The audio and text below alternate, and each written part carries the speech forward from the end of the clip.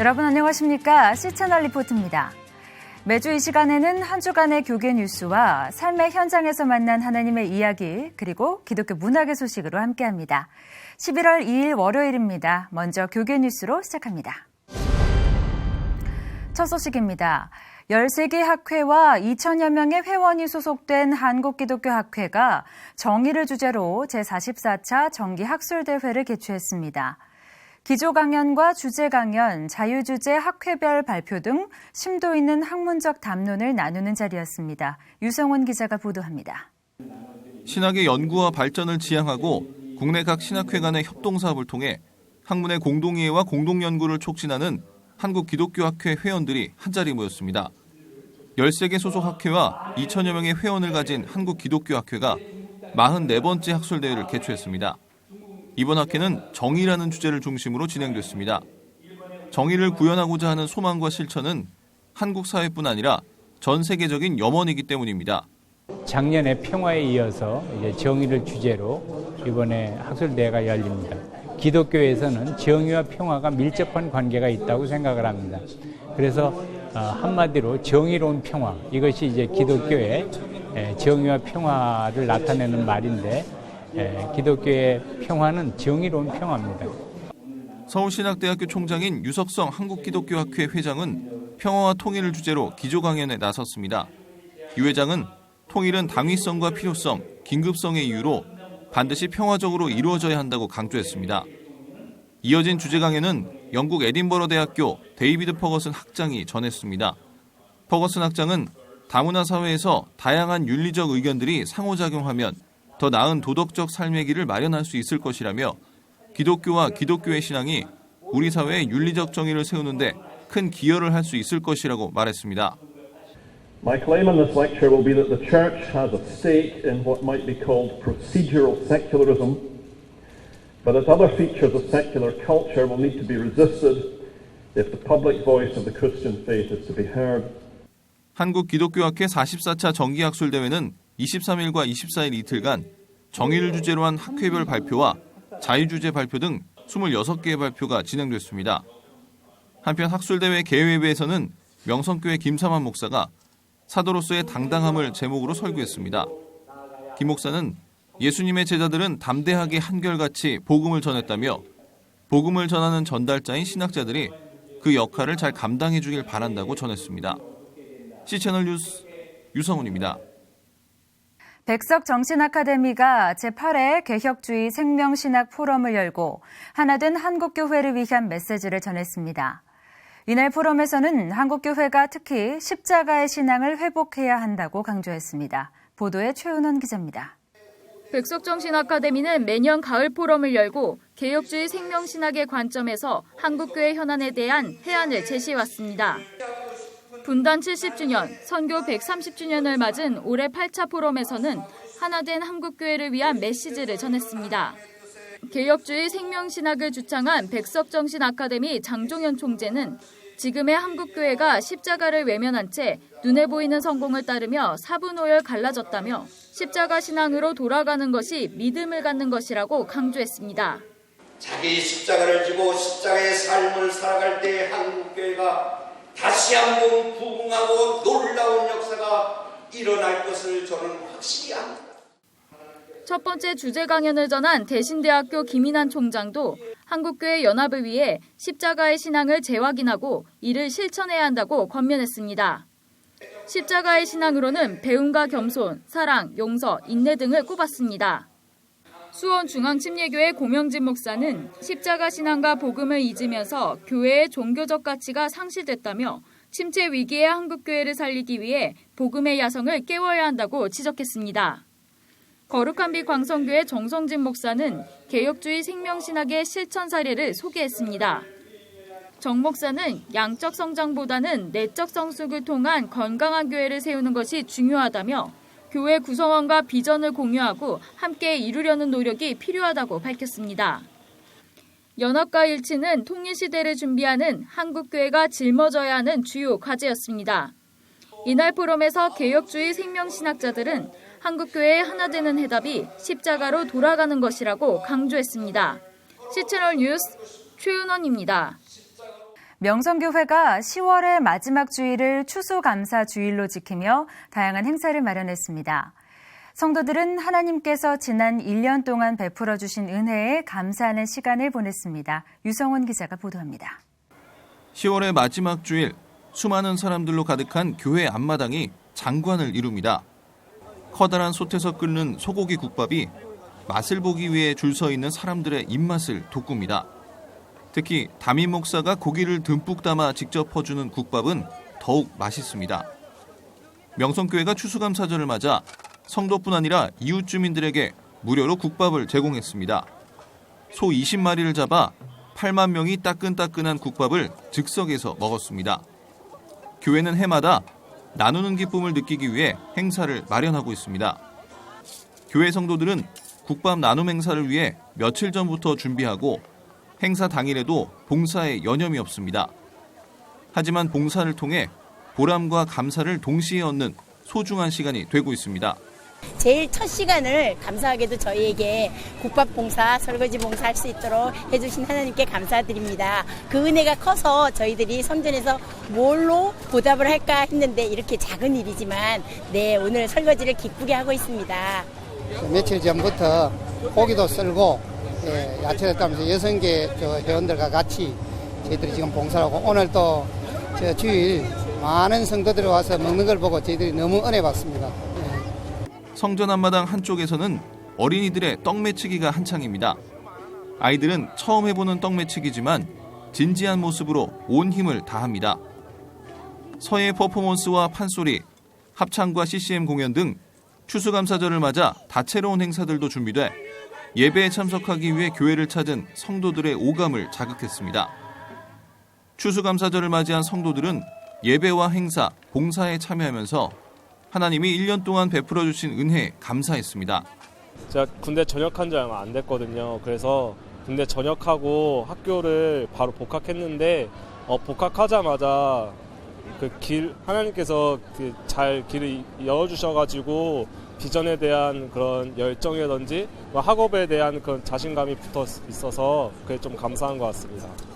성도들이 헌물한 오곡백과가 눈길을 끌었던 감사 예배에서는 사물놀이의 추수감사 연주를 비롯해 감사 찬양과 감사를 주제로 한 설교 등이 이어졌고 어려운 성도들을 위한 나눔 시간도 마련됐습니다. 성도들은 이웃과 함께하는 풍성하고 즐거운 추수감사절 행사를 통해 감사가 넘치는 특별한 하루를 보냈습니다. C채널 뉴스 유성훈입니다. 아시아 평화에 대한 한국과 일본 교회 역할의 중요성이 제기됐습니다. 한일 선교협력회의에 참석한 양국 기독교 지도자들은 북핵 문제 등 동북아 긴장 문제를 해소하는 데 한일 교회가 적극적으로 협력해야 한다고 지적했습니다. 최은원 기자의 보도입니다. 한국과 일본의 기독교 지도자들이 한자리에 모였습니다. 최근 열린 한일 선교협력회의에서 한일 기독교 지도자들은 앞으로의 교류 방향에 대해 다방면으로 토의했습니다.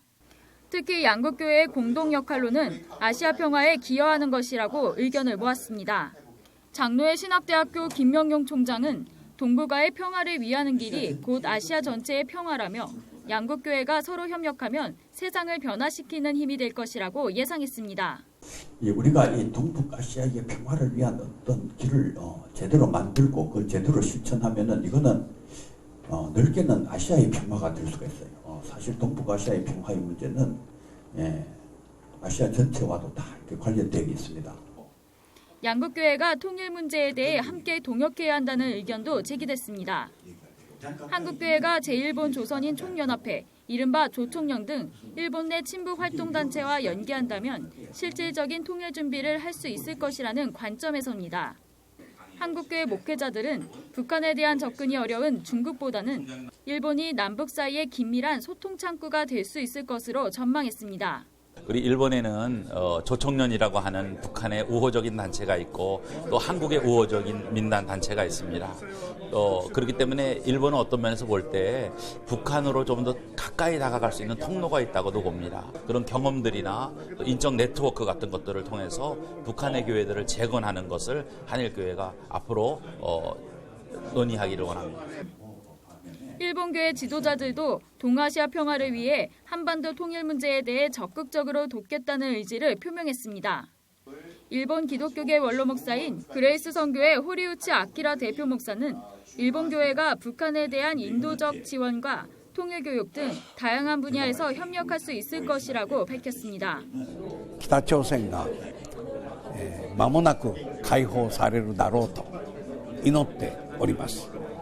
それとともに解放された時に私たちが実際にキリスト教会として日本からどんな援助ができるかということを皆さんで教会でディスカッションし、これからも続けて、霊的にも物質的にも支援できる準備を進めていきたいと思っています。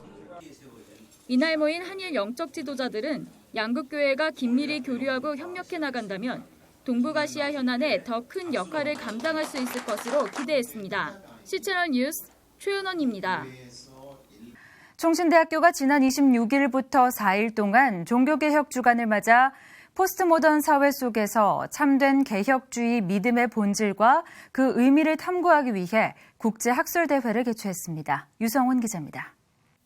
총신대학교 양지 캠퍼스 예배당이 교수와 학생들로 가득 찼습니다.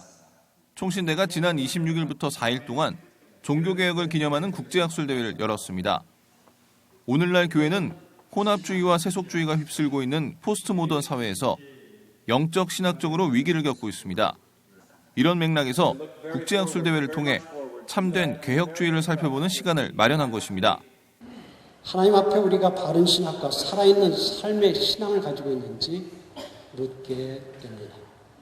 바른 개혁 신학과 온전한 개혁 신앙의 회복이 너무도 중요한 때가 되었습니다.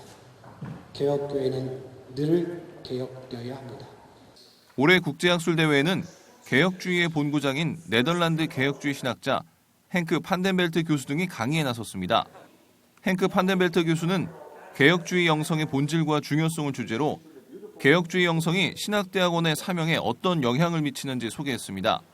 판덴벨트 교수는 개혁주의 영성의 핵심은 말씀과 성령을 통한 그리스도와의 연합이라고 말했습니다. There's the essence of Reformed spirituality. It is the unio cum Christo, the union with Christ, through true faith, and especially through the saving work of the Holy Spirit, who dwells in Christ as the head in heaven, and in all the members of his body, that is the invisible side of the church. 판덴벨트 교수는 학술대회에 참석한 교수와 학생들에게 예수 그리스도의 진리를 온전히 알 때 우리가 복음을 전파하고 설교할 수 있다고 강조했습니다. Therefore, this emphasis on the saving work of the Spirit through and with the gospel is so necessary for all of us involved in the mission of a seminary as students and as professors. 이 밖에도 미국 트리니티 크리스천 칼리지 커트 다익스트라 총장과 트리니티 복음주의 신학교 빌런 벤게메렌 교수 등이 강사로 나서 개혁주의적인 세계관에 근거한 기독대학의 방향을 모색하는 시간을 가졌습니다. C채널 뉴스 유성훈입니다.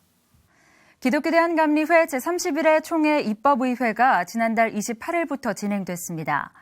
이번 입법의회에서 가장 관심을 모았던 감독회장 임기는 4년 전임제로 현행대로 유지됩니다. 최은원 기자가 전합니다.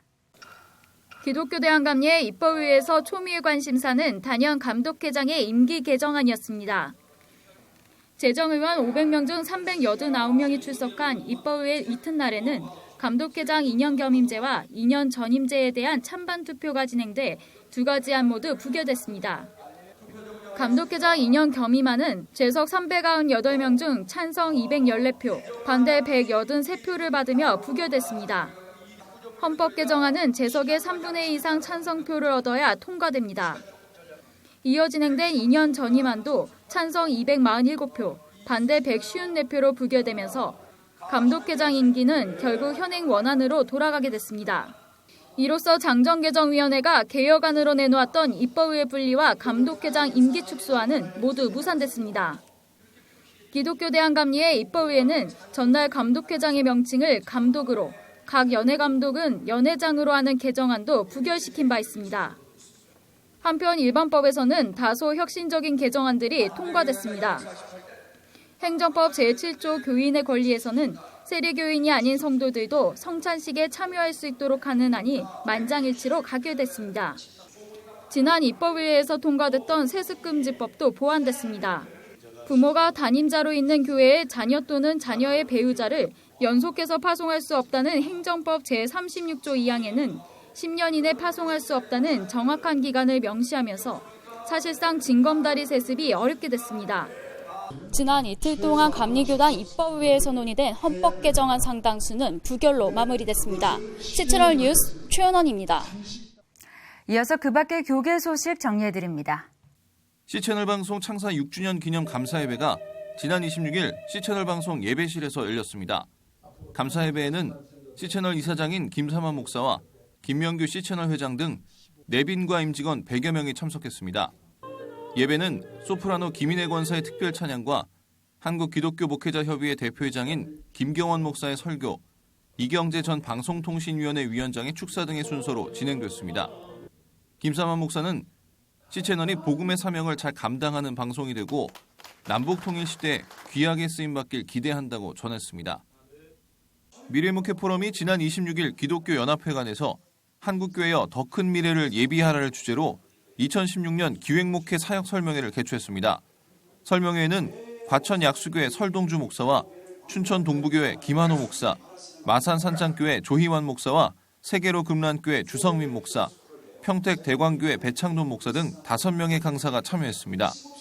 강사들은 참석자들이 2016년 목회의 방향을 설정하는 데 도움이 될 수 있도록 다음 세대를 위한 교육과 디아코니아 사역, 폭발적 교회 부흥의 전략과 중소교회 목회 기획 등에 대해 소개했습니다.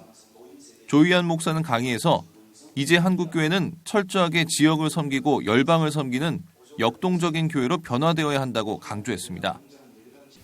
국제구호개발 NGO 굿피플과 한국교회연합이 지난 28일 여의도 굿피플 본부에서 홍수 피해를 입은 미얀마 수재민들을 돕기 위한 지원 물품 전달식을 가졌습니다.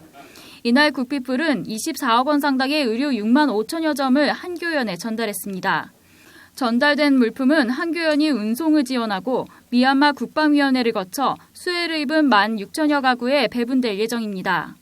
한편 미얀마는 지난 7월부터 9월까지 3개월 동안 계속된 폭우로 전국 14개 주 중 12개 주가 침수됐으며 132명이 사망하고 160만 명의 이재민이 발생하는 등 큰 피해를 입어 도움의 손길이 긴급한 것으로 알려졌습니다. 대한예수교장로회 총회선교회 GMS 제18회 이사회 정기총회가 지난 29일 GMS 선교센터 예배당에서 열렸습니다. 전체 회원 782명 중 189명이 참석한 정기총회 예배에는 GMS 증경이사장인 김선규 목사가 연합의 능력을 제목으로 설교했습니다. 이어진 회무처리 순서에서는 본부총무와 선교총무 선거가 진행됐습니다. 212명이 투표한 가운데 본부총무에는 106표를 획득한 조기산 목사가 당선됐고 87표를 얻은 조용성 선교사가 선교총무로 선출됐습니다. 조기산 목사와 조용성 선교사는 부족하지만 최선을 다해 GMS를 위해 헌신하겠다고 당선 소감을 밝혔습니다. 시각장애인은 주로 음성을 듣고 피부로 느끼면서 세상을 알아가는데요. 그래서 점자는 이들에게 있어 세상을 열어주는 열쇠와도 같습니다. 세상의 빛은 잃었지만 마음의 빛마저 잃지 않기를 바라는 마음으로 시각장애인들의 세상을 넓혀가는 분이 있습니다. 보이지 않아도 점자를 통해 생각할 수 있고 꿈꿀 수 있다고 말하는 한국점자도서관 육군의 관장, 테마 인터뷰 그레이스에서 소개합니다.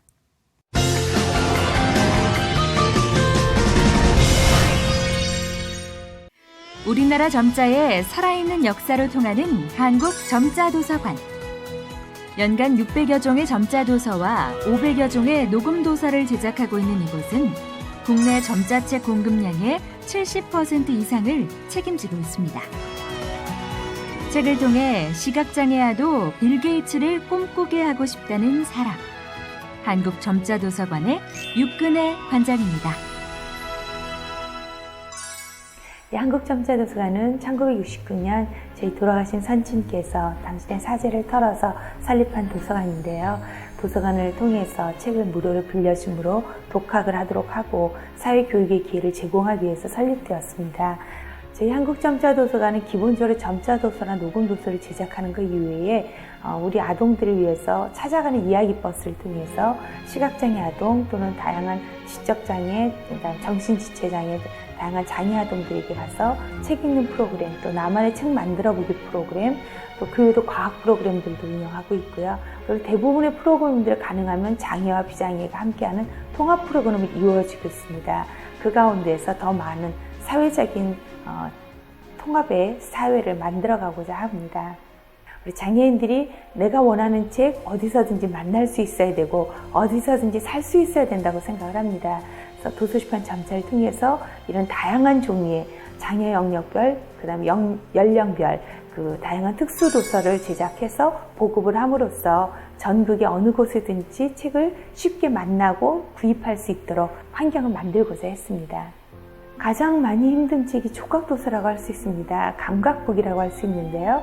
예를 들면 구불구불, 뾰족뾰족 또는 독수리의 깃털, 물고기의 비늘 이런 것들을 표현하기 위해서는 다양한 재료를 붙여야 되기 때문에 손으로 직접 수작업을 해야 됩니다. 문자적으로만 이해하는 것이 아니라 정확한 사물의 개념을 이해하기 때문에 더 높은 창의성과 상상력을 키워나갈 수 있어서 효과는 굉장히 높게 나타나고 있습니다.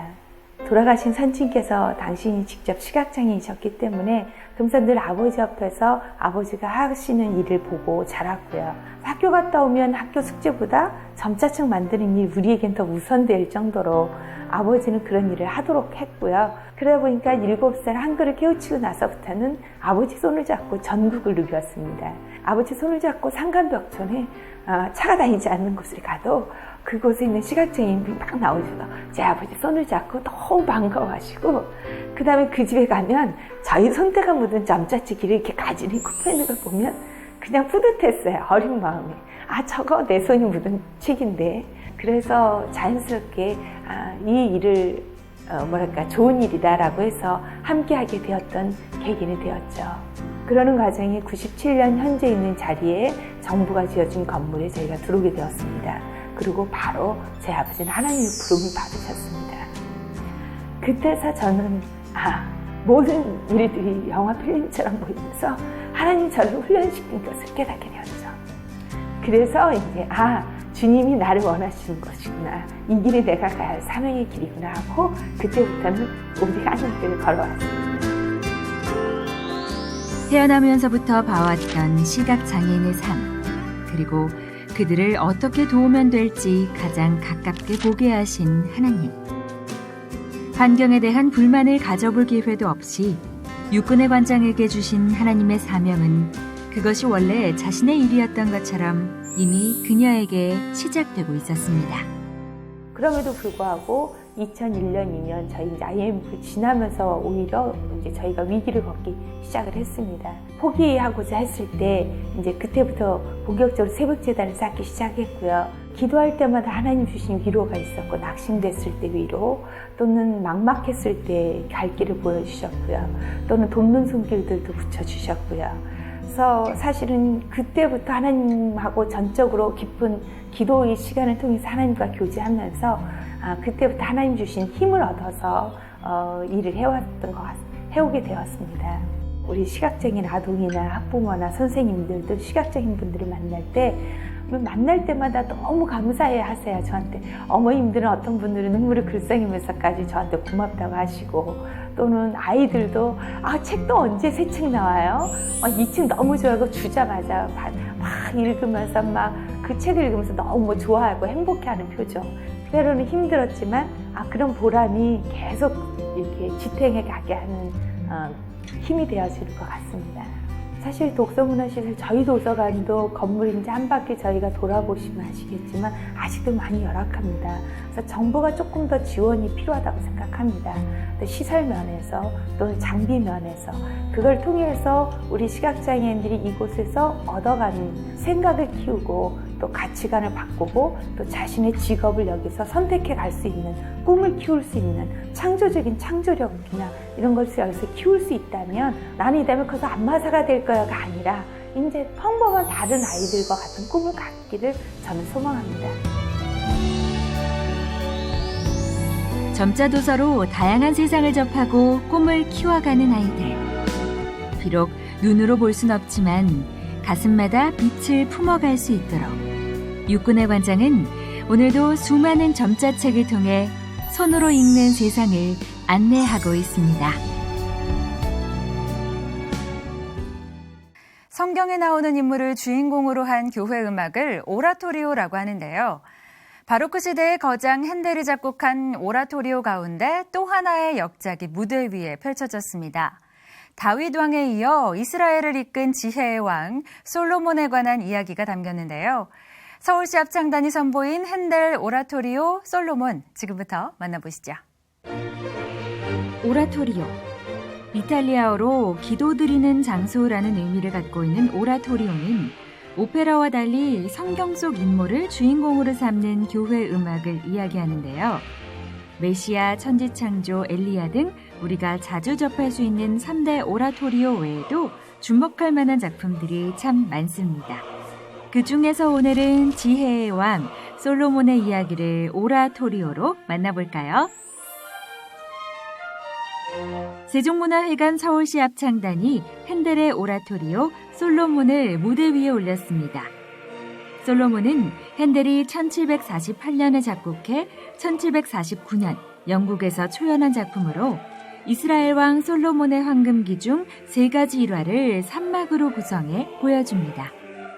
핸델은 원래 독일 사람인데요. 여행을 많이 하고 특별히 마지막에는 그의 전 생애를 거의 영국에서 보내게 됐는데 이분은 원래 오페라 작곡가예요. 그런데 말년에 오라토리오를 많이 작곡했습니다. 30여 편 이상 이제 작곡을 했는데 그중에 우리가 잘 아는 메시아가 있죠. 그런데 그 솔로몬의 이야기를 극적인 형식을 빌려가지고 연주의 형식으로 만든 작품이죠. 그래서 합창, 독창, 중창, 오케스트라 반주를 이렇게 연기 없이 연주하는 작품입니다.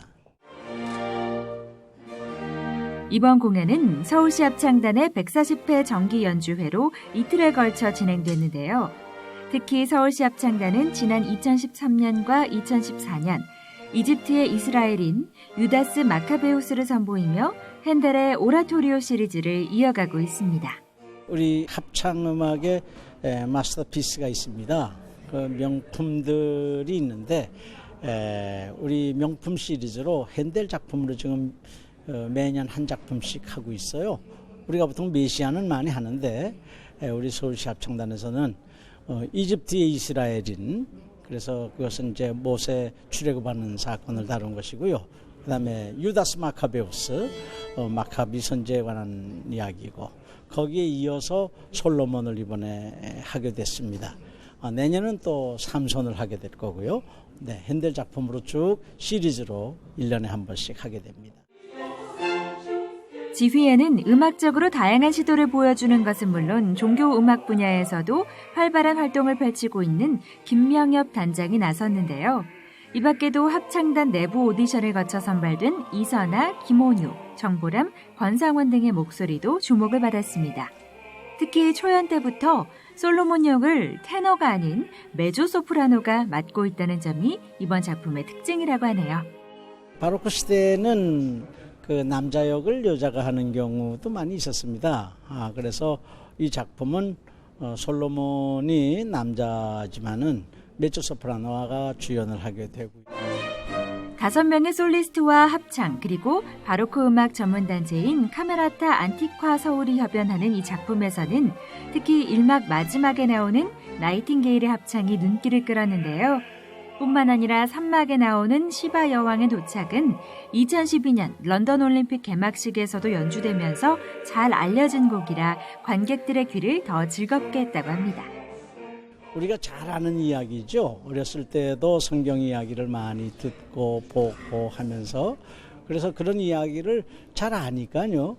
또 자막도 보여주니까 그 상상력을 가지고 그리면서 음악을 감상을 한다면 더욱더 은혜로운 그런 음악회가 되지 않겠나 이렇게 생각이 됩니다. 솔로몬 놓쳐서 아쉬우셨다고요? 서울시 합창단은 내년에도 삼손을 통해 핸델의 오라토리오를 이어갈 예정이니까요. 참고하셨다가 놓치지 마시고 음악을 통해 듣는 성경 이야기로 함께 은혜 나눠보세요. 핸델의 오라토리오 솔로몬이었습니다.